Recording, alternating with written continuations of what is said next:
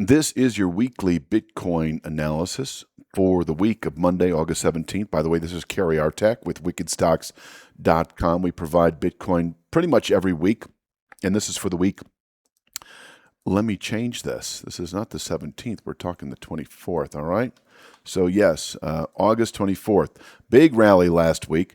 We've got the Treasury Department buying long-term bonds at twice the pace or twice the amount as before in an attempt to keep the long rates lower. It also set off a short squeeze. You had a lot of shorts in the market, I think, over the last month or two following the violation of this 9-year channel bottom.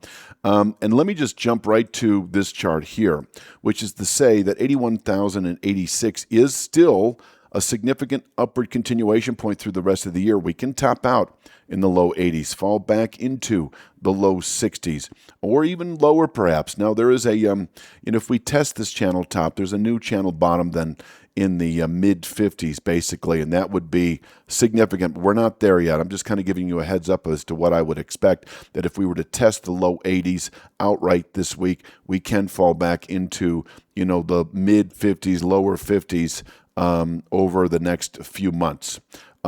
If we do close above 81,086, that is significant, and I do see ultimately this low 120,000 area in reach. How soon could that be? There's precedent for that to occur within 2 or 3 months. This could also take into, the second quarter of next year, depending on volatility. But closing above 81,086, I think, is a solid opportunity to buy Bitcoin on strength, not just from the reaction that occurred last week. I think much of this was a short squeeze, and the question is whether this is a sustainable rally or not. And the answer for me is yes. If we can close above 81,086 this week, then expecting the 121,344 area within, I think, 2 to 3 months would be likely.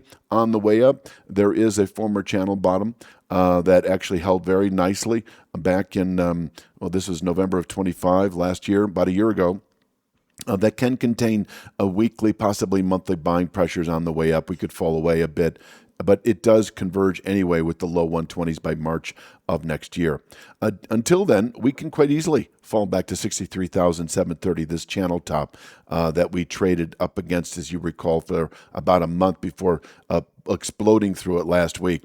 If we do close this week below 63,730, we're back on the defensive, but I'm not even going to go there. I think if you're a 3 to 5 week swing trader, you can sell 81,000 and buy 63,000 all day long. And if we close above 81,086, it is upward continuation through the rest of the year. I'm going to leave it at that for this week's Bitcoin analysis. You have a great week.